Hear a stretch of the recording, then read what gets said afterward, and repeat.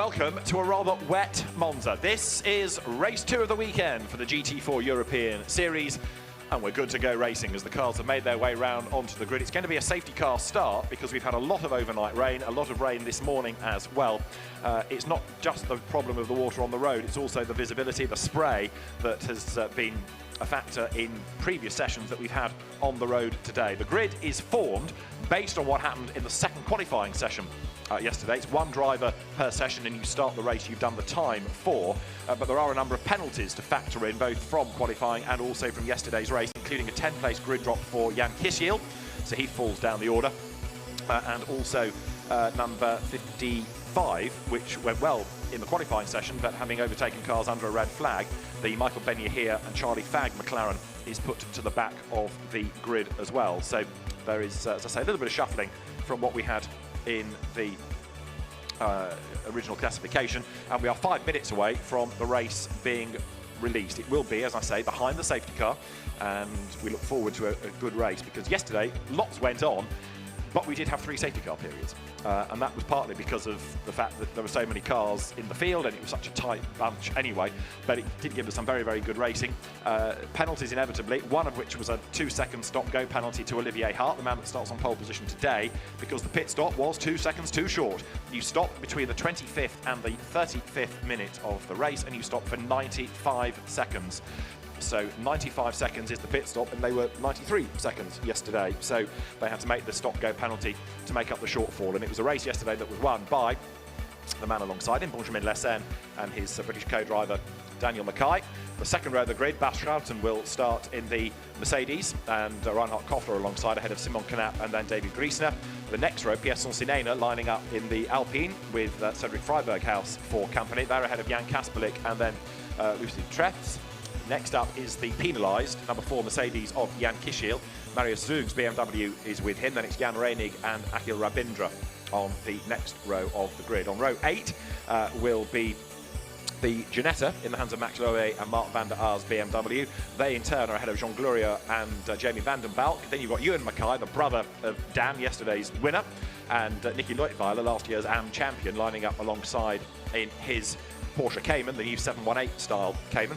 Next, Philippe Baker with the Mercedes and the vastly experienced Alain Ferte in an Alpine ahead of Paolo Meloni's BMW and Dominic Albert's KTM. That was a car badly damaged yesterday in an accident. Then the Aston Martin of Will Moore and Phil Hill in the KTM, ex-Formula Renault racer, ahead of Fatih Ayan, the Turk, and Jean-Luc Behetz. Then you've got Pascal Bachmann and Lisette Brahms on the next row of the grid, ahead of Fiona James and Eric Mouet in the Alpine. And then the final handful on the grid, number 9 is Guillaume Romain with his Alpine, then Michael Ben-Yahia penalised, so put to the back of the grid, and so too Stephen Patrick put to the back of the grid as well, because that car overtook under a red flag yesterday. So that meant that he lost his lap times, gets to the back of the grid. The race director standing no messing. The cars are going to be released shortly. We understand it's going to be 3 laps behind the safety car. So start of the race being brought forward slightly because everybody is present and correct. And so a 1-hour race, but the first 3 laps will, as I say, be behind the safety car now. And as soon as the grid is clear of the teams, then we'll get the instruction to release the cars, and that means the start of the race, not a rolling start, but as soon as the safety car moves away, the clock will start and the race will be underway. 1 minute board is there, 1 minute board is being displayed, 1 minute to go. And for the Dutch driver, Olivier Hart, young Dutch driver, very, very successful in historics, very accomplished driver in historic racing cars, whether they're touring cars or GT cars or open-top sports prototypes, for example. This is a very different kettle of cod, as he's got the all-powerful Chevrolet Camaro on pole position. Are these conditions, where you don't need all the horsepower but you need agility, going to favour potentially the Alpine? Do we have a gap on the grid looking lower down because we have the Ginetta? Jamie van den Balk looks like he's missing, number 7. That was a car damaged yesterday, so I think that car is missing from the grid. You can see the gap there near Jean Gloria's Mercedes, so that looks like the only car that's not made it back after yesterday. It was given completely innocently. He turned into the corner and got a massive whack in the side from an out-of-control KTM with Dominic Olbert at the wheel of it, but I think that Aston has suffered too badly. Right, green lights are on, race starts behind the safety car, and everybody sets off. You can't overtake, you've got to go in that grid order for 3 laps, and then we will be in business. So there is trouble 7. We've got a car a bit reluctant to move, do we? Gets going now. It's one of the Mercedes. So everybody does get away. Possibly that was the Leipert car of Lucy Treffs. So the cars go down through the approach to turn 1. And this is what the drivers have to contend with now. There's the water on the road, but there's also the spray, and that's going to hang in the air. Treble 7 currently being driven for this opening stint of the race by Jan Reinig, rookie driver. Used GT4 this year, but putting himself pretty well yesterday. The race, as I say, really being about the McLarens. It was a race-long fight between the number 55 Michael Ben-Yahia, Charlie Fagg started car, but number 14 of Dan Mackay made a better start and controlled the first stint. Then, as the pit stops cycle through, the Chevrolet Camaro, by being too short, got out in front, and McLaren's caught back up, but in the battle, so Benjamin Lessen there in second place on the road, got forced up the curb and he fell back. You had Simon Knapp in the black BMW coming into the mix as well, but in the end it was Benjamin Lessen that prevailed, and off the road goes the Cayman. Is that the Jan Kasperlik car? I fear it is. Jan Kasperlik comes out of the second chicane, the Variante Roggia, and loops it. And that illustrates just why we are behind the safety car, because track conditions are pretty treacherous. Now, don't forget, they have driven to the grid, that's all, so there's not much temperature in these tyres yet, and it's another reason why it'll be 3 laps, to get them to a pace where pressures come up, temperatures come up.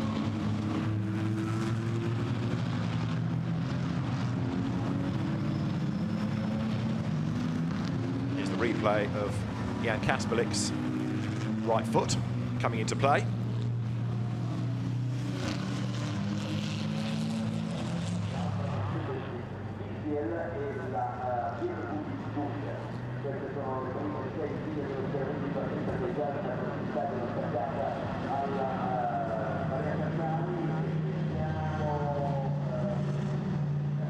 So through the Variante Ascari, you see the great variety of brands. 11 of them we have in the championship this year. Chevrolet, McLaren, Mercedes, KTM, BMW,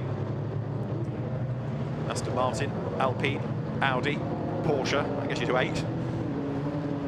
There are more lower down the order to be found as well. Through they turn, Ginetta is another one. You see the Ginetta going through. And we look forward to another very competitive season here as the cars accelerate their way down towards the Parabolica, weaving around to get the tyres up to temperature. Has Michael Ben-Yahia's McLaren gone AWOL? Because that car is late coming through the second sector. And number 22 is under investigation for overtaking under the safety car, Jan Kasperlik, after his spin, I suspect. So, having spun, he has regained his place. Yeah, moot point. But Michael Ben-Yahia's McLaren has not yet gone through, has now, the second sector, but very late, as though he's had a moment out of sight. There he is. So I fear that Michael Ben-Yahia may have had a spin. That's why he's out of sequence, and he's also a long way back from the pack. If you overtake because somebody is spinning, that's fair game. They can't really do much about that. But if you spin and then you try and make your place back up, that's a no-no. Just because you were there before you spun doesn't mean you can get back there. So Jan Kasperlik is being investigated at the moment. So the field comes towards turn 1, and they're on their second of these safety car laps. GT4 that has always been a really good idea, but it's only in the last couple of 3 seasons that it has taken off in the way that Stefan Rattel always expected that it would. To begin with, it was private tuners taking a car and making them into a racer, and some worked better than others, and because the championship faltered a little bit, it never quite got that commitment from others that it needed. But then the manufacturers realised that there was a market, and they started building turnkey cars. So rather than a preparer, a tuner, taking a car and making it into a race car, you could buy one off the shelf from Porsche, Mercedes, BMW, from KTM, from Aston Martin, you name it, the list goes on. And that has exactly been the shot in the arm that was needed. So now the GT4 market is a very successful one. It's a very important one for the manufacturers, and GT4 is strong, whether it's in Blancpain GT Series Asia, whether it's in British GT, French GT, GT4 only. Dutch GT has sort of morphed back into being the European GT4 series, but the entry is another excellent one in terms of numbers and in terms of the quality of the drivers, and this championship season looks to be another very good one indeed. The reigning champ is on the grid and will do the second stint in the #1 Audi, that being Nikolai Müller-Madsen. Cedric Freiberghaus driving his car, and is that Kasperlik off again? Jan Kasperlik, it was certainly one of the cables. I think that was Jan Kasperlik coming another moment, coming out of the Variante Roger. You see this lap, the pace is quickening. So Guy Claret, who is the safety car driver, getting the instruction to go a little bit faster now to give the drivers a chance to explore what the track conditions are like at a slightly faster speed, and all that is helping to bring the warmth and the pressures up into the tyres. Replay of the Porsche. This time, instead of spinning, it's gone up the escape road. So Jan Kasperlik, he's not having a happy time at the Variante Rogia. So he's had one off, one spin, and the Damocletian investigation as well.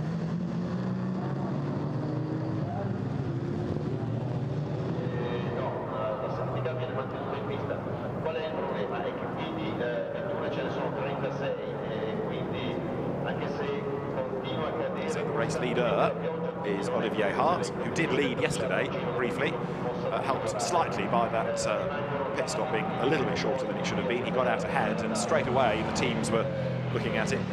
There is now a column, in fact, on the timing screen that tells you the pit stop time, so an eye to be kept to that to monitor pit stops on top of everything else. That pit data is from the line of pit in to pit out, 95 seconds everybody must do. So the car's over the line, that's 2 laps done, and we are of course approaching the end of 8 minutes of the race now.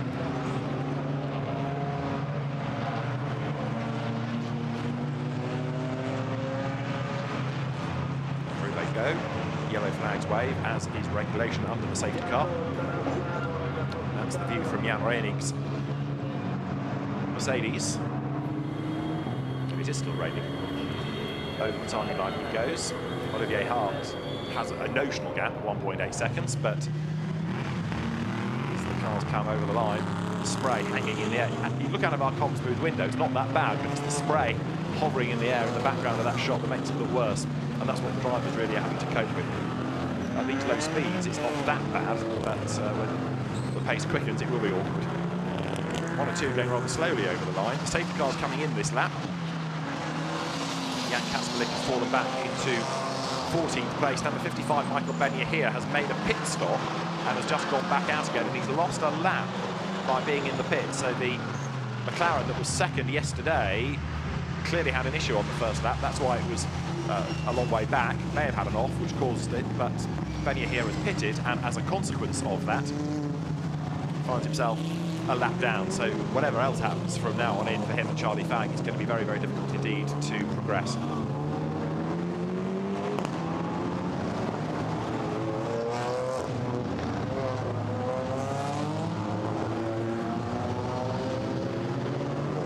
There is a drive-through penalty for Jan Kasperlik, which will be for overtaking under the safety car, even though the team was asking, is it okay if we drop back? The answer is no, you've overtaken, so therefore there is a penalty to be applied. So Jan Kasperlik will serve a drive-through. He might as well get it done now, I suppose, at the end of this lap, then quickly latch onto the back of the pack and try and make his way through, but we'll see what the team elects to do. Safety car, as I say, in the end of this lap, then we will be good to go racing.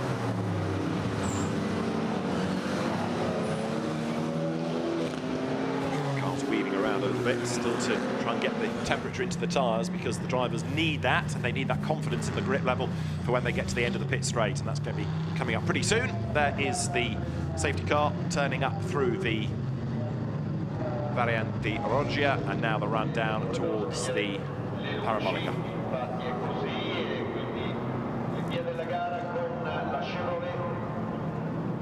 The next stop, incidentally, for the GT4 European Series will be the UK round at Brands Hatch over the first weekend of May, and these cars around there, any GT car around Brands Hatch looks spectacular, but it's going to be, no doubt, very, very good racing when we get there. So the first sprint races within the Blancpain GT series, the Blancpain World Challenge, and GT4 makes it another GT festival for UK fans, first weekend of May at Brands Hatch. But first of all, we need to know who's going to win at Monza in the wet, and that is about to be answered as the race will get underway. This time, coming off the Parabolica, we go racing, and as they come powering over the line, number 4, Jan Kishiel, arrives already up in 3rd place. Now, how's he done that on the approach to the line? Sorry, no, it's Bas Schouten, isn't it, in his yellow Mercedes that he's up into 3rd place. So he's on the back of Benjamin Leclerc. Apologies, Jan Kishiel, he is still where he's meant to be. It's the sister car coming down towards the first chicane. Olivier Hart then leads the way. Benjamin Leclerc is in 2nd place.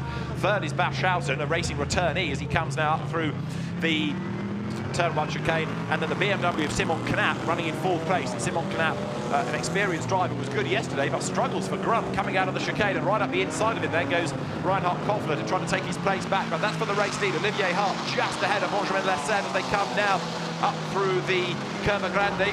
The grunt and go Camaro fends him off as they get to the braking zone now. Benjamin Leclerc wants to get through, get the lead, try and pull away, and also get the visibility. We have lost number 33, Stephen Patrick, into the barriers, I understand, at turn 11, and that is the Parabolica. So number 33 is off the road. That might be another safety car period as Leclerc leads, goes wide. Hart attacks on the inside, but the door is closed by Benjamin Leclerc then, so the new race leader trying to get away. Bas Schouten up the inside line to get ahead of the Camaro at the second Lesmo bend, can't do it, and they turn now out of the right-hander and blast their way down towards the Variante Ascari for the first time. But the McLaren, which is a great shape for this circuit seemingly, has the aero to cut through the air and lead the pack, getting away from the opposition with Simon Knapp the best of the rest in 4th place. Down they come into the braking zone. So it's Leclerc, Hart and Schouten, then 4th, Simon Knapp, 5th is Koffler, and a rather sideways 6th there, just hanging onto a big, big slide as they came down towards the Variante Ascari, looked like being the Pro Sport Performance David Griesner, Aston Martin. Wide and into the gravel goes the car of Ewan Mackay. He'll get through the gravel and back on again, and there you see the grass on the road where Stephen Patrick's car went off and back on again. For 2nd place, side by side, Schouten on the outside, and he goes round the outside of the Camaro. So Bas Schouten up into 2nd place then. Benjamin Leclerc, TCR driver as well as a GT driver, leads the way and he's getting clear. But Bas Schouten is up into 2nd place. Down to 3rd goes Olivier Hart, and then who's going to be 4th across the timing line at the end of that first proper racing lap? It will be the KTM, I think, the BMW. Simon Knapp ahead of Reinhard Koffler. Then you've got David Griesner 6th. 7th is Pierre Sonsinena's Alpine. 8th is Jan Kishiel making progress. 9th is Tretz. And 10th is Sir Rick Freiberghaus. Challenge being made there. Look, that's going straight on is the Aston Martin, clobbering the Vales. David Griesner at the wheel of it, so he was 6th over the line, but he's going to drop a long way back as the Pro Sport Performance car tumbles behind the KTM there. So, all the speed in a straight line, can't get the car stopped. We've lost another one out trackside. It's Dominic Albert's KTM, I understand, that has stopped coming through the Variante Ascari. So as the race leader then has 1 second in hand. Right now, everybody else trying to find traction, find visibility and survive, because in these conditions, life is pretty tough out there. The rain is still falling as there are challenges made up on the inside, and through goes number 30. So Jean Gloria, former Porsche racer, goes through and puts a move on Akhil Rabindra. Rabindra, ex-single-seater gun, comes up to have a go on the outside line, but is he going to be able to challenge? Whoops, contact is made there as he tried to cut across, but there was a car in the way. Jean Gloria couldn't disappear out of all of that, so Jean Gloria hangs onto the place, and Akhil Rabindra has to sort himself out. Dominic Albert has got going again in the KTM, so he's a long way back, but is still circulating, so green flags are around the circuit as Benjamin Leclerc tries to build up the overall race lead. Now, Akhil Rabindra is coming under more attack. Is that Mark van der Aar behind him? BMW getting onto the tail as the cars accelerate out of the Variante Ascari and down towards the Parabolica once again. Cars now being investigated for contact as well, so the race officials are being busy, never mind having to run the race in these conditions. Down to the Parabolica they turn. This is lap number 5. Through goes number 19, David Griesner, trying to recover after that moment up the escape road at the first chicane, but of course it's cost him pretty badly. He's a long way down in comparison now. Into the pits, I thought was going the Alpine, but it hugs the inside line there, but loses out in a straight line. So that is Pierre Sonsineda dropping back behind Jan Kissiel. There in the yellow Mercedes, Jan Kissiel given this grid drop because yesterday he made contact with another car 3 times under the safety car by giving it a little push, saying, come on, speed up. So he was investigated for that and was given a penalty. And that is Griesner getting it all wrong again. He's off the road, he's back on again, but that's 2 laps in a row that he's got it wrong at the first corner.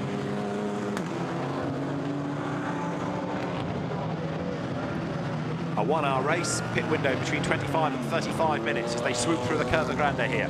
Fastest lap done by Blancpain, the man in second place, so he's closing a little on the leading McLaren, but only by 7 1/1000ths of a second last time. Play the headlight spotting game through the gloom. David Griesner is ahead there of Jan Kissiel in the Lippert Mercedes. Troughton in the yellow Sellerslag racing team Mercedes. Sellerslag you might remember from Corvette days, going back to FIA GT Championship and the FIA GT1 World Championship era.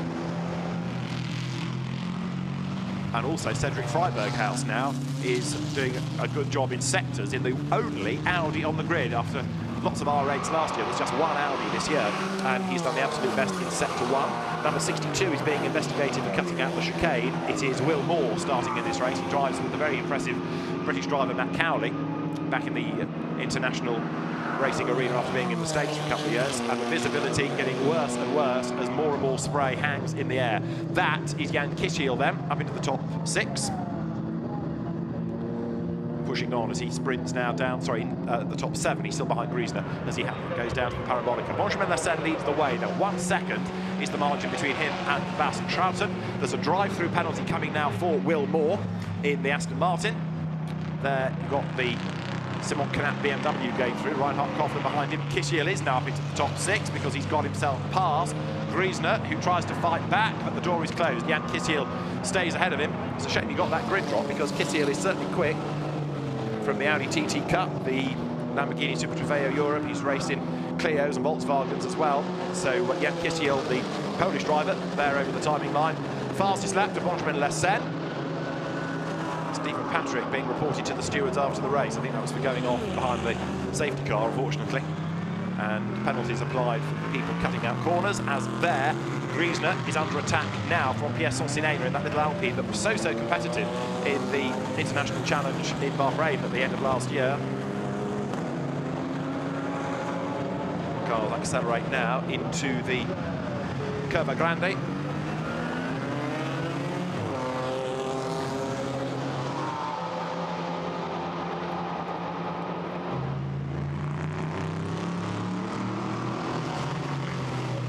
And that is drama down at the first chicane, and that Mercedes is going no further.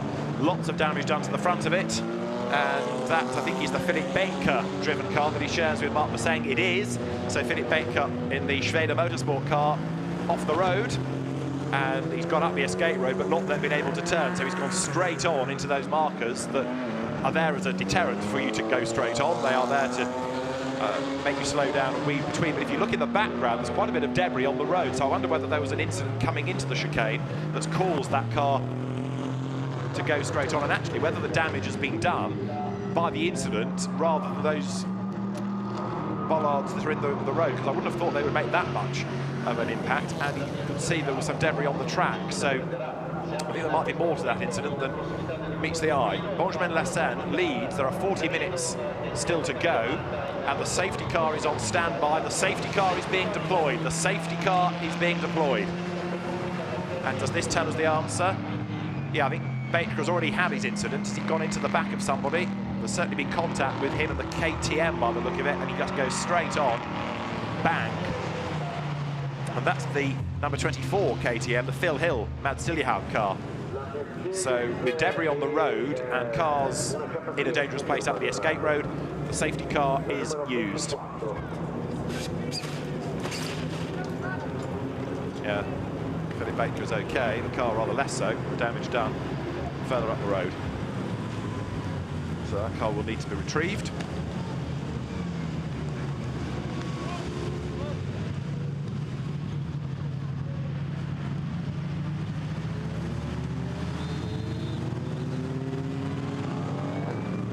So the leaders go through with Benjamin Lesed, Bas Schouten and Olivier Hart being the top three. It's Simon Knapp there, fourth, the black BMW going out of the shot. Fifth behind him is Reinhard Koffler, and in sixth is Jan Kissiel. And of course they're all going to bunch up now while the safety car is on the track like this. And while they're circulating as well, of course, we are getting closer and closer to the pit window, where you are obliged to make your stop and do that driver change.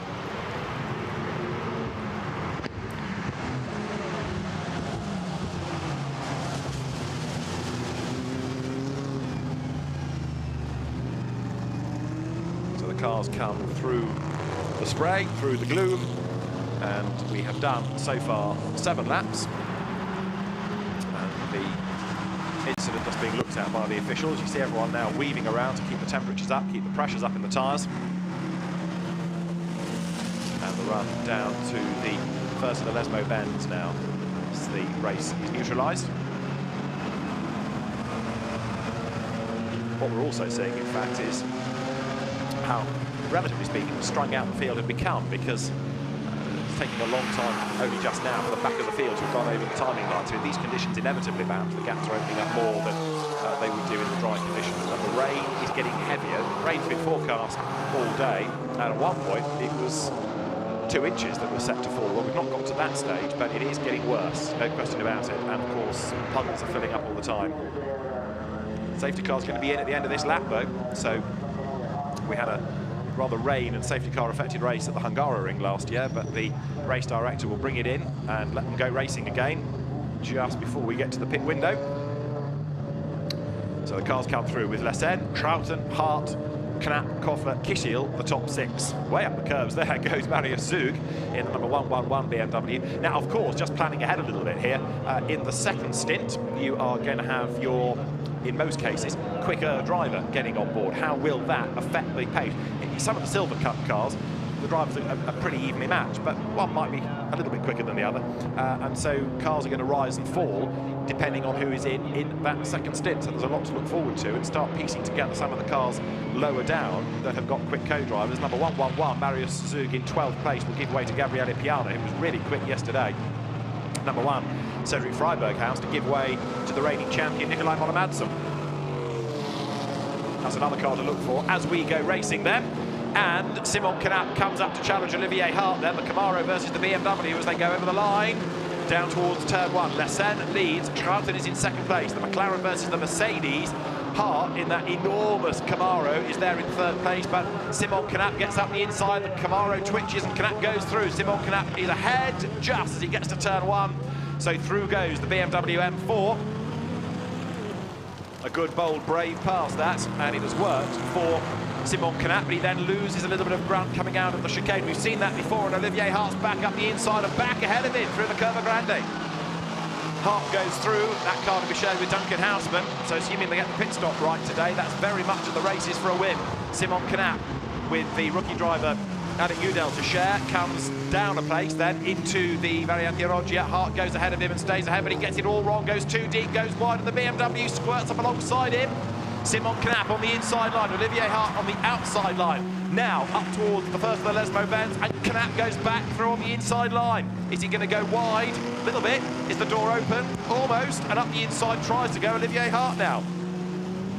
Through goes the Camaro.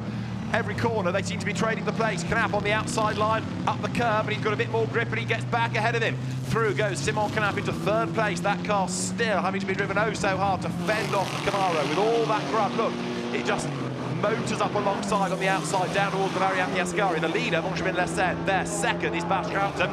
Who's going to be third? Camaro on the outside, BMW on the inside, side by side into the chicane. Olivier Hart goes right round the outside. Fantastic move in the wet, round the outside of the chicane. Olivier Hart goes through, up into third position. Fantastic. Olivier Hart up to third place in the Chevrolet. Down to fourth goes Simon Knapp, but that's a great move by Olivier Hart, and he does work for him. Whether he can stay there, we'll have to wait and see, but that was some move. Into the parabolica they come, through the gloom. Simon Knapp's not another place, in fact, because it looks as though Jan Kishiel may have gone past him. So there is Hart.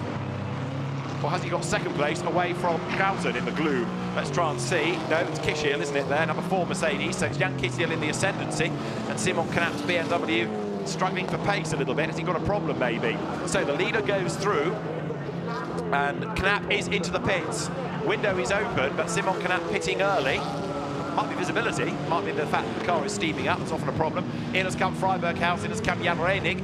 So we've got quite a few of them coming into the pit lane as Lesen leads Schouten by 1.4 seconds. This is the view from Jan Reinig as he comes down the pit lane to give way to Dominik Schrammel. That's Marius Zug in number 111 to give way to Gabriele Piana. Knapp giving way to Alec Udell, number 25. Alec Udell, the young American driver, got on the podium yesterday for a really good run. That is Zug and Piana. Gabriele Piana, a bit of a Nordschleifer expert. Pretty glad he wasn't there yesterday for VLN, I guess, seeing that the race was snowed off after a lap and a half or so. Treble 7, Dominik Schrammel getting on board. 95 seconds, remember, pit in to pit out.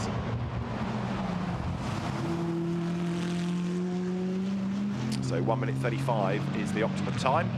Anything below that, penalty, anything over that, you start to lose. I mean, it's a 10, you're not lost much, but if you start to lose 4, 5, 6 seconds, then you really are on the back foot. So Simon Knapp to Alec Udell. Early stop. Cedric Freiberghaus, Nikolai Mollemansson change seats as well. And there is in second place, then the yellow Mercedes Jan Kishiel at the wheel of it.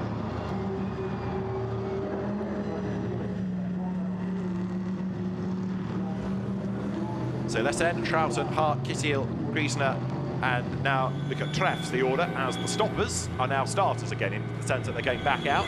So Alec Udell goes out of the pit lane, chased by Mollemansson, and there are the race leaders, but Schouten staying on the back of Benjamin Lesen. So Schouten it is, running in second place.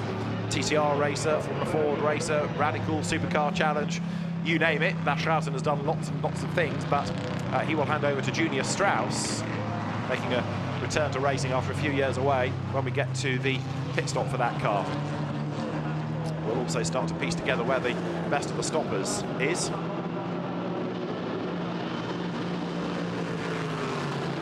So you see a wet pit straight, wet teams operating the pit stops within the pit lane, and we are currently on lap number 11 with still half the race to go, 32 minutes still on the clock here.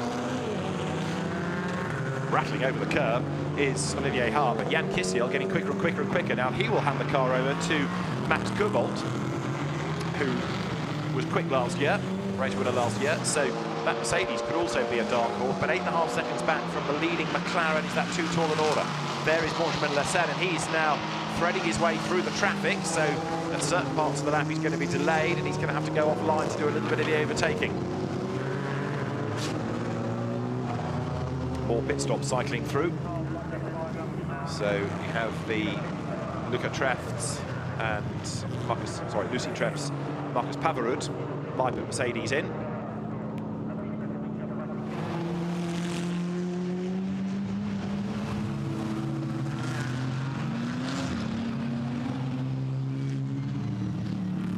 And we're also hearing that there was contact in the pit lane when the David Loger Eric Louis Alpine was released. So drama in the pit lane for one or two of the teams, but the officials will have a good look at that as well. Benjamin Lesen, in the meantime, building the gap, 2.3 seconds clear of Schouten. He was at the start of this lap, doing his level best now to get further and further away as he accelerates down towards the parabolica.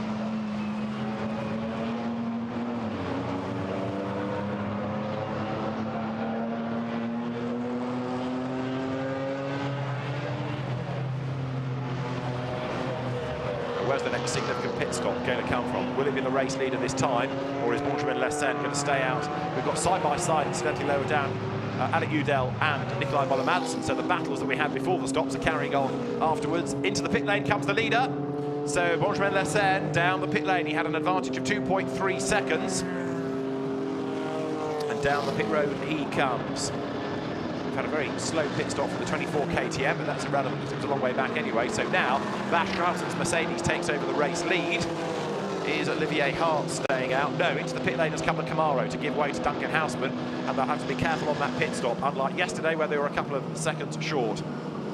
More cars being investigated for overtaking under the safety car. Jean Gloria is one of the drivers, and the other is Mark van der Aar, BMW driver. Right, that's the leading car prior to the pit stop. In has come Benjamin Lessène, in will get Dan Mackay. And the race winners yesterday looking to try to make it 2 out of 2, which is possible. It's been done before, but it's not that easy in a competitive series like the GT4 European Series. Duncan Houseman, massively experienced and successful and versatile Dutch driver, taking over the Camaro there that you saw a moment ago in the pit road, ready to go out into the race and see what he can do about this car. The Mercedes of Bas Schouten and Junior Strauss. Bas Schouten putting it on the outside line, coming into the Lesmo Benz, looking for traction, looking for a slightly greater amounts of grip. 69 ready to go. 55 ahead of it is the car that Michael Ben-Yahia will give to Charlie Fagg, assuming it goes back out, because that's had problems early on, don't forget. There is the car that led the race before the pit stop window opened. So now it is Dan Mackay at the wheel of it, going down the pit road. Yesterday's winners. Where is the Camaro in all of this? It's still in the pit lane. So actually, Houseman's going to have a bit of work to do when he does get back into the race. There he goes. Down the pit road goes the Camaro. All the cars with the Satina watches stickerage across the windscreen. Energetic supporter of the GT4 series. And the Camaro has gone the other way today, actually. It's about 4 seconds over the 95 in the pit stop, rather than being under like yesterday. So it's actually lost a bit of ground, and we've had drama there, look, because that's a rather badly graunched Alpine, number 36 it is, that's off the road. That is the car that is driven by Pierre-Alexandre Jean and Pierre Sonsinena. Pierre-Alexandre Jean at the wheel of it. He's only just taken it over from Sonsinena, and that, I would imagine, is going to bring out the safety car yet again. So the gaps are going to come down. Let's see how we got there. Was it a self-inflicted moment? No, I think he got Udelled, didn't he? Because Alec Udell in the BMW goes up the inside, clatters into him. They both spin, and the BMW flees the scene of the crime. But can the car get going again? Can the Alpine accelerate away back into the race? Keep an eye on that. We haven't got a yellow flag yet. The safety car is not on standby, so I think maybe the Alpine has got it going again after that head and shoulder. So that's the leading car then, in terms of overall order. Bas Schouten leads on the track because he's yet to stop, but the McLaren number 14, Dan Mackay at the wheel, should be the best placed of the pit stoppers. We're getting drive-through penalties now for quite a few for overtaking under the safety car. Jean Gloria I had mentioned, another one is Pascal Bachmann, another one also is number 61, Will Moore. They've already had a drive-through, haven't they, for cutting a corner early on, so a second penalty for the Will Moore, now Matt Cowley car. And also being given a drive-through for offences is number 30, and that's the Guillaume Dumouriez Jean Gloria car. So it's all going on, and on track, Bas Schouten is going to have to make his stop pretty soon to give way to Junior Strauss in number 31.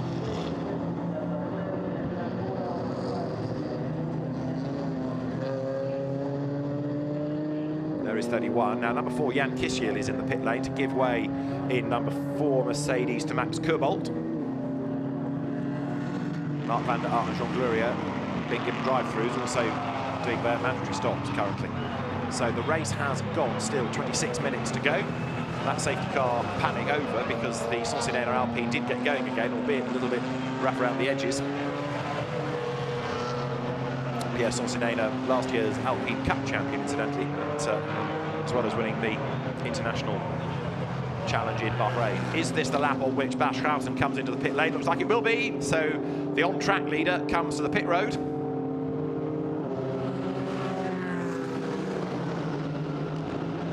Bas Schouten in, and as the Mercedes heads down towards the pit crew, the Dan Mackay, number 14, McLaren there, way up the curve, going into the Variante Rogia, should get its lead back now. There is Schouten giving way to Junior Strauss. Schouten, businessman racer, but a very accomplished racer. And the incident between Alec Udell and Pierre Sonsinena is being looked at as well. So this car needs to get back to the timing line before the yellow Mercedes, now Junior Strauss, leaves the pit lane. That therefore would keep Dan Mackay in the lead. You see number 33 abandoned in the pit lane there with the grass in the air intakes. And here is Lesen coming down towards the Variante Ascari once more. We're currently on lap number 14. The pit window is now closed. So if you're not in, then you get a penalty. If you're in, still serving the stop, then that's okay. But there, number 31 getting ready to go. So Junior Strauss will be given the indication in a moment to go down the pit road. Can he get out ahead of the McLaren? And if not, how far behind is he going to be? So this has to be timed to perfection now. Alec Udell's BMW is being given a drive-through for an avoidable collision. A drive-through penalty for number 25. As down the pit road now comes the yellow Mercedes on the track. You'll see it in a moment, will be the race-leading McLaren. There it is. So it's going to be touch and go between the two of them as away accelerates Junior Strauss. Then he gets to pit out at 96 seconds and takes over the race lead. So Dan Mackay drops back into second spot. They come across the line. A change for the lead on the pit stops. So Junior Strauss leads Dan Mackay. Through they go. And now, with Mackay being a lap into his stint, can he be up to speed better? Can he bring the gap down? Can he attack even on this lap?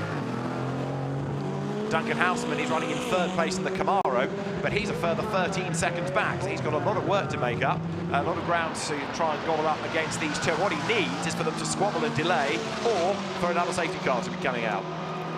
But Houseman's lap times we'll start to see in this stint what they are like relative to these ahead. I don't think he's going to catch the McLaren, I've got to say, looking at the pace of that car. Another one being investigated now for corner cutting and gaining an advantage is number 22, Nicholas Schurl, who was taken over from Spinner Kasperlik, who had his moments early on. Back into the race lead, goes Dan Mackay, round the outside, coming up to the Lesmo Benz. So again, that just illustrates how quick the McLaren is around here. Catches back up, through into the race lead. So it's possible the Camaro might catch the Mercedes for second place, but Dan Mackay just driving away into the distance now. He has looked really impressive. So too has Benjamin Lesen all weekend.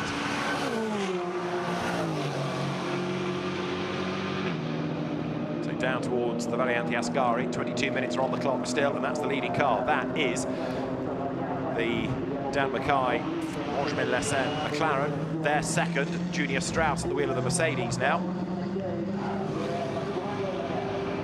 Further back, there should be the Camaro, but now ground to make up is Duncan Houseman. Then it's Kobold, Moller Madsen and Marcus Pavara to round out the top six.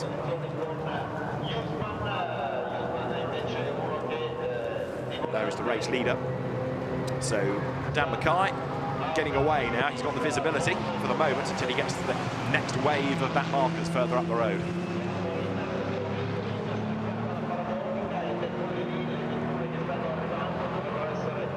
Towards the parabolica once more goes the battle between Duncan Houseman and then Nikolai Muller-Madsen. So that means that Muller-Madsen has gained a place, and as he comes up towards the exit of the parabolica, Houseman will accelerate through, but the Camaro looking like it might be on borrowed time here. Nikolai Muller-Madsen, winner last year of the GT4 European Series with Milan Dotra, comes over the line, and the gap between Houseman and Muller-Madsen is only 11 tenths of a second. So Audi for the podium is a real possibility, but they are still 13 seconds or so behind Junior Strauss. And on that lap, well, it was an out lap for Strauss. We can't really get a proper indication of whether they're catching or not yet. Out of the chicane, great noise from that Chevrolet Camaro.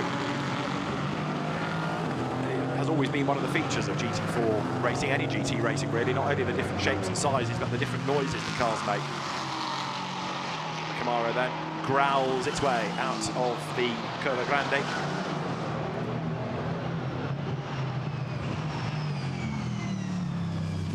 Over the curb, clatters the Camaro. Duncan Houseman throwing everything at this. That'll get his feelings out. That was quite a moment. Clatters over the curbing at the chicane, and that just slightly delays him enough to give Nikolai Muller-Madsen the chance of getting up with him into the first of the Lesmo Benz. Then here they come through the right, short straight, right again. That part of the circuit has been catching people out all weekend, but right now. Good fight going on between these two with now just 20 minutes, 1/3 of the race still to go.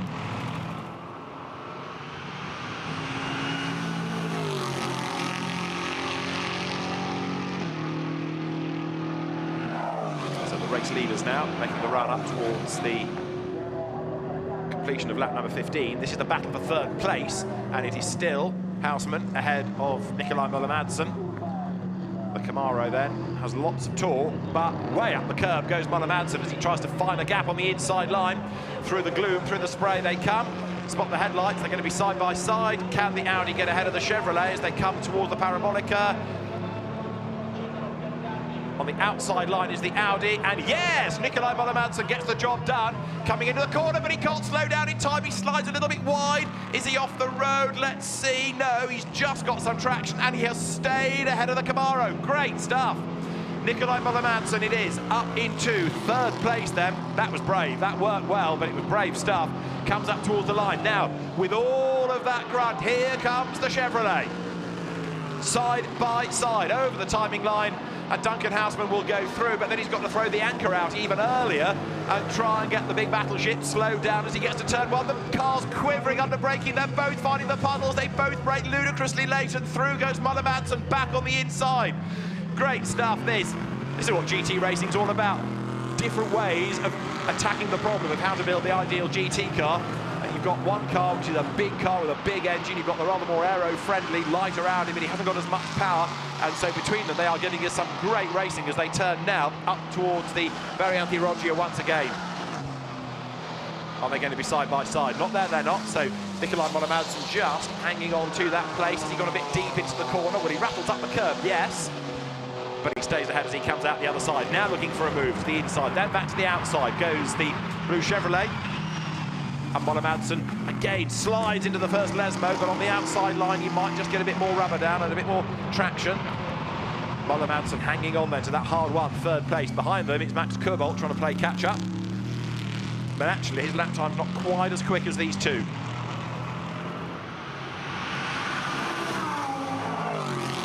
The run down now towards the Variante Ascari. Yet another investigation is coming from Mads Siljehaug for an incorrect pit stop. So they did 1:54 on the pits, but incorrect pit stop is being reported for that car. Can't tell you any more for now. Out of the Variante Ascari goes Duncan Houseman, then he's fallen back into 4th place. Up front though, Dan Mackay looking mighty impressive here, leads the way, 4 seconds clear of Junior Strauss. That's Nikolai Müller-Madsen in 3rd place. Now Müller-Madsen's last lap was 2:13. He is catching the Mercedes. He's got to make up 11 seconds, give or take, in just over 17 minutes of racing. Can he do it? He's got a chance, that's for sure. There he comes, Nikolai Müller-Madsen, off the exit of the Parabolica, and now down towards the timing line. There are the race leaders.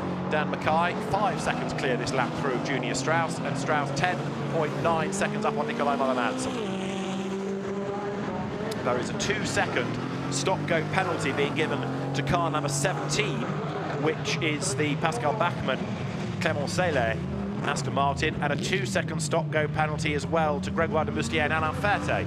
And that is Duncan Houseman off the road coming out of turn 2 at the chicane. The Camaro is looped. He will get going again behind Max Kobold and also behind Marcus Paverud. So down now in 6th place, Duncan Houseman. Make that 7th potentially as Patrick Niederhauser tries to get around the outside of him.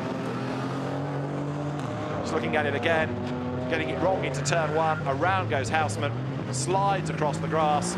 Lucky not to collect the Audi as he came back on, in fairness, but Duncan Houseman doesn't often make mistakes, and that is a very rare one.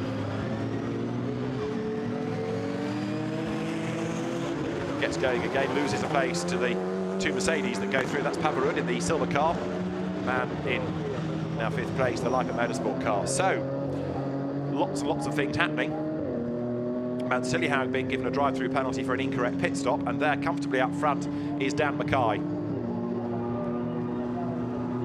5.4 seconds clear he is currently, and Junior Strauss starting to fall back more into the clutches of Nikolai Müller-Madsen.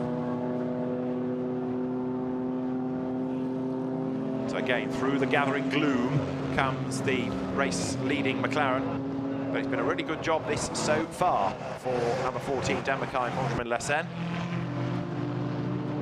They've worked very nicely together all weekend, made a good combination, evenly matched, and both have excelled. Made very, very few errors that have been visible, and for the Equipe Verschure team, run by Franz Verschure, himself an experienced racer, largely a one-mate Renault championships going back a long time. It's just been a really good weekend. Could get even better with another win here. We've got just 15 minutes of the race still to go. So down they come once again into the first chicane. You see the puddles, and there you see the second place car still, Junior Strauss, who is actually now being able to peg this gap around about the 10-second mark over the chasing Audi in third place of Nikolai Müller-Madsen. Müller-Madsen not really being able to make a huge amount of inroad at the moment.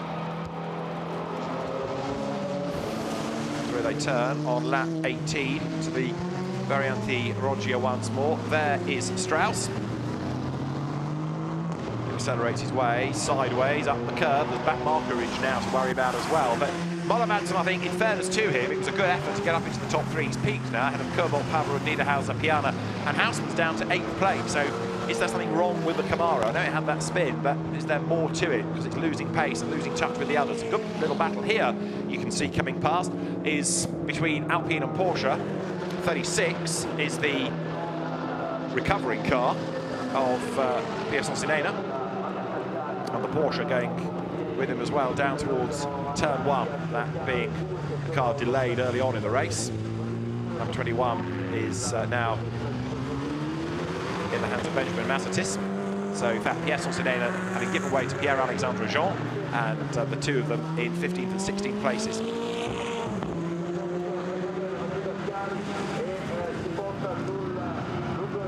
Porsche accelerates through the 718 iteration of the Cayman. And there you see some of the damage done from that clash early on when the Alpine and Alec Udell rubbed up. I think that's its own bodywork stuck onto the car, isn't it? But it won't shake free. So Pierre-Alexandre Jean battles on. Pierre-Alexandre, who was third in the French Formula 4 Championship 2 years ago, went into the French GT Championship last season. And the Alpine, great little shape, so's the Cayman, and Porsche Cayman's a fabulous car, but the Alpine is another great shape, and it's got this lovely heritage harking back to the original Alpine that was such a star on track and stage in the 1960s and 1970s. So there, with damage, is 24, which is the KTM of Mads Sullyhaug. That's just had a drive-through penalty for an incorrect pit stop, and it's got damage from being involved in the contact earlier on with the Philip Baker Mercedes, and more damage because that spinning into him is Konstantin Schürrle. He's losing it under braking, bounces off the sister KTM, and then slides up the escape road. But blimey, there's plenty of drama in these races this weekend, that is for sure.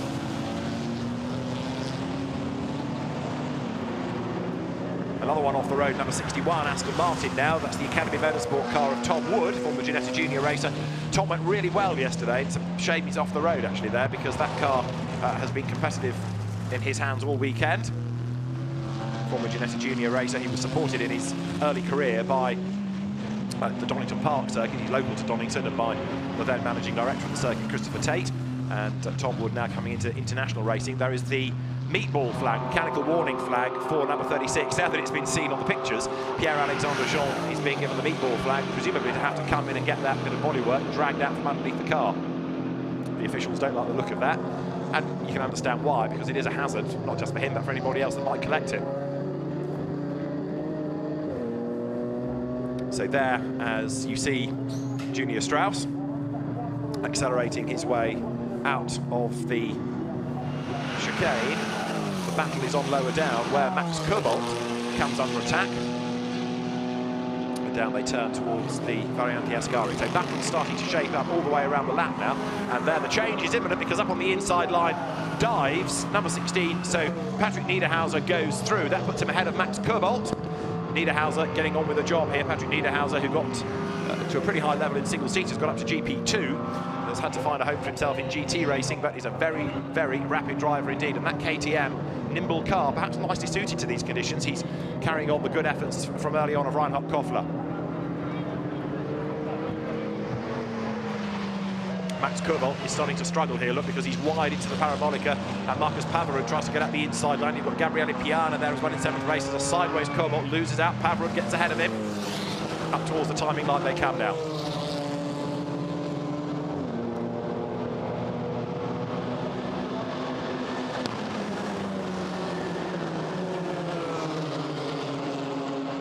Over the timing line they go once again. So Niederhauser up into 4th place. Now he is 16 seconds back from Nikolai Moller-Madsen. Behind him you see the silver Mercedes Marcus Pavarud. That's in a rather understated way, just got on with the job nicely in this race. Chipped away, got up the order. Down to 6th, dropped Max Kurbel then in this car that he shares with Jan Kishiel, who drove it at the start. And then behind is Gabriele Piana, who was very good yesterday in his stint. And again, he's coming into the mix now, trying to close on the traffic ahead. There's another meatball flag being prepared, number 99, Konstantin Schürl, having been off the road.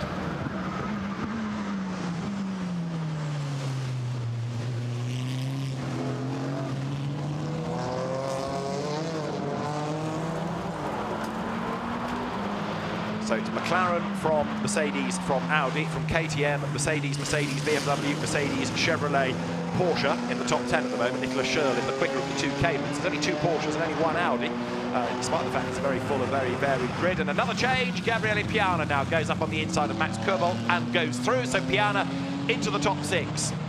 The Nordschleife-based Italian gains a further spot, makes the move stick as well there.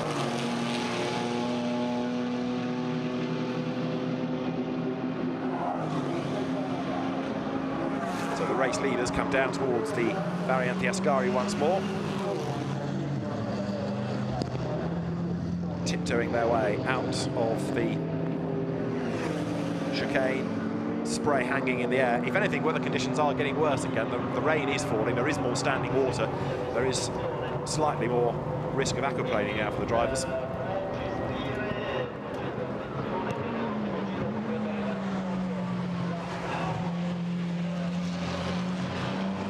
So off the road, that is Max Kurbel running out of road, running out of grip. He will get back on, but just illustrating yet again how difficult these conditions are becoming. The race pace early on was the best lap at 2 minutes 12. Dan Mackay in the same car doing 2 minutes 14. Actually, that's not a bad time loss given how bad the weather now looks, how much rain has fallen. Depending on your car, looking at the messages from the teams, the V8 racing team, Duncan Houseman's Camaro squad, he's complaining about aquaplaning, whereas Dan Mackay reporting no aquaplaning to Francois Shaw, who wants this race to go his distance and he wants the win for his team. So different drivers with different cars, better or worse suited to the conditions. Ultimately, you could argue it's down to the driver's right foot to decide how they attack rather than officialdom. But if it does become dangerously wet, of course, the officials do have to step in. But right now, they're being allowed to race, and we've just had, can you believe, Gabriele Piana do the absolute best of anybody in the race in the first sector. So the BMW that's in 6th position has now done the absolute best sector 1, and that means that not only is he closing on Pavarud, but you're still able to do good laps, good sectors in these conditions. Pavarud is also speeding up. Piana doing an excellent job there. You might expect him to be quicker than his co-driver because he's more experienced, but that's a really good effort for an absolute best sector time. 6.5 minutes are on the clock, and for Dan Mackay and Benjamin Lesset, 7.3 seconds is the margin.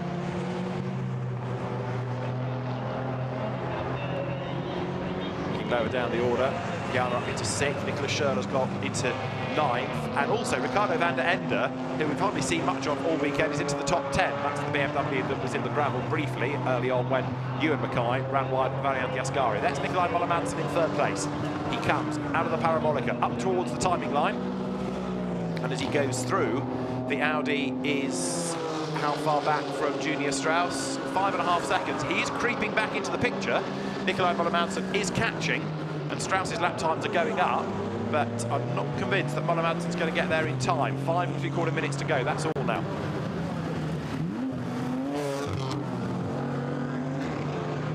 Picking up on engine notes, somebody sounding as though they got all over the curve and were fishing for gears ahead of Moller-Madsen there. He makes the run towards the Curva Grande once more, and as he turns through, 5 minutes to go. There you see number 1, the Nikolai Moller-Manson driven Audi R8. It's run by the Phoenix Racing Squad. Ends Moses, a very successful team. It's won in Blancpain, won in DTM repeatedly, won the Nürburgring 24 hours, but a great track record, and won this championship last year. But still a bit of a puzzle as to where all the Audis have gone. They've become unfashionable this year for some reason. So there, with the track conditions still treacherous, is the Junior Strauss-driven Mercedes, and there is Nikolai Moller-Manson hustling on. He's taken another 9/10ths out of him in the first sector alone, so he might just about get there before the very end. It's going to be close. Moller-Manson accelerates then down towards Variante Ascari. What else have we got going on? Well, there's Nicolas Schurl's Porsche trying to hustle its way onto the back of Dominic Schrammel, who is in 8th place. Schrammel there, treble 7. Schurl gets up the inside. Only his second year of car racing this, and Nicolas Schurl going nicely, but not nice enough there to get through. The Cayman has to stay behind the Mercedes, at least for the moment. Another good battle. Gabriele Piana up to 5th. He's got ahead of Marcus Pavarud now. So through goes the BMW. Piana for the podium, unlikely, but he's picking them off as best he can, as quickly as he can. Coming there now out of the Variante Ascari. We're on lap number 22. We've got 4 minutes on the clock, and Piana is all sideways, and off he goes. Can he save it? Yes, he can. Wow, that was some save. Yes, he was off the road, but I thought for a moment that was going to become all messy. And Gabriele Piana, all arms and elbows, manages to save a huge slide and get it back onto the road. Well, that's a relief to all concerned. Gabriele Piana illustrating how hard he is trying. That was quite a moment for him. He's lost a place, but he could have lost a lot. Gabriele Piana then out of the Parabolica. After that Code Brown moment, he is still in the race and stays ahead as well of Max Kobolt's yellow Mercedes behind him. Up towards the timing line. Here's the replay of it. A little bit too much speed carried in, just rides the curbs, and as he accelerates here, look up the curb, that just unsettles the car. It bounces him wide through the gravel, stares at the wall, and it just manages to play ball. He gets it all controlled, all saved, and back on track. Oh. There's the race leader, Dan Mackay. Makes the run now to the second Lesmo. Now, how many more laps can he get out of the race? He'll get one more at the end of this, won't he? It's time enough for one more. So Dan Mackay and Benjamin Lessen will leave Monza wet but delighted, because they are going to score 2 wins.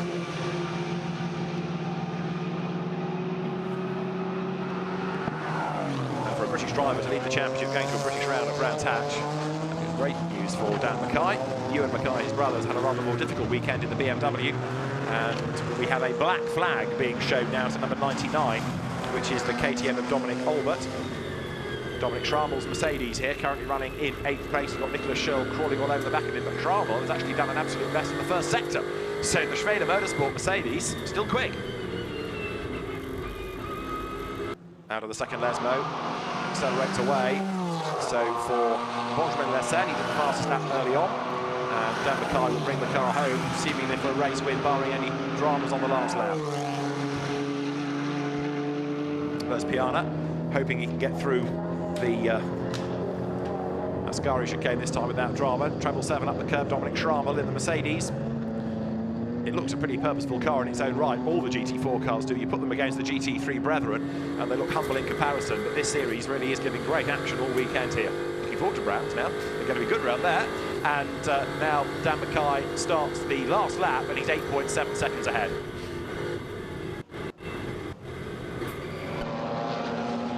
Number 4, Mercedes turns through. So there in 7th place, Max Kobolt. Tom Wood, by the way, we saw him off the road earlier. He's up into 22nd place again in his recovery.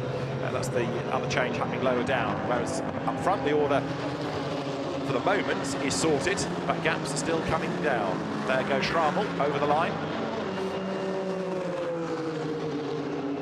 So Dan Mackay on his last lap in the Equipe Verschoor McLaren. We've seen Frans Verschoor's team in British GT as well as in Dutch and European GT4 series, and a great weekend for his team. In the past, they've always had good speed, rather they've been a bit unlucky on the circuit or have been unlucky in the pits, messy pit stops. regulation breaches on occasions have cost them good results, but right here, been perfect. Franz for sure will be a very, very happy man indeed, understandably so. So towards the Variante Ascari comes Dan Mackay. And he accelerates out of the Variante Ascari. It's on target for not only an overall win, of course, but also they'll win the Silver Cup. Marcus Pavarud and Lucy Trefts lead Pro-Am, and the AMs, Johan Vanneron and Jean-Luc Behet, winners yesterday. They are the class leaders there. The flashing Lumirang, by the way, says on a class leader. It shows it a position overall, but also if it's blinking, it's a class leader notification as well. But there's no doubt about the fact that this car has led and led and led, not just this race, but all weekend pretty much, it feels like. 2 out of 2 for Dan Mackay and Benjamin Lessen here at Monza. Round 2 of the GT4 European Series is won by the Equipe Verschoor McLaren. Who is going to be second? Is it going to be Junior Strauss to fend off the Audi just because he will come across the line, will he, ahead? The Mercedes from Nicolai Müller-Madsen by only a second and a half. Junior Strauss and Bas Schouten take second, third Nicolai Müller-Madsen and Cedric Freiberghaus. And fourth should be Patrick Niederhauser and Reinhard Koffler. But a job very well done by these two, Dan Mackay and Benjamin Lessen. Each started a race, each finished, and they have won 2 out of 2. So the white, orange and blue McLaren accelerates back to the pits. This 570S GT4, very much the car to have around here. What is going to be the car to have around Brands Hatch next time out? We'll have to wait and see. As I say, the first weekend of May, you can catch the action here with us or trackside. And Dan Mackay will be absolutely over the moon, no question. Junior Strauss, who's had a few years away from racing, taking second place. Junior Strauss was a rapid Benelux gun going back to the 90s in Formula Ford, but to come back into racing now after finding a bit of budget, finding a home, and taking second place with Bas Schouten, and then third Nicolai Müller-Madsen and Cedric Freiberghaus.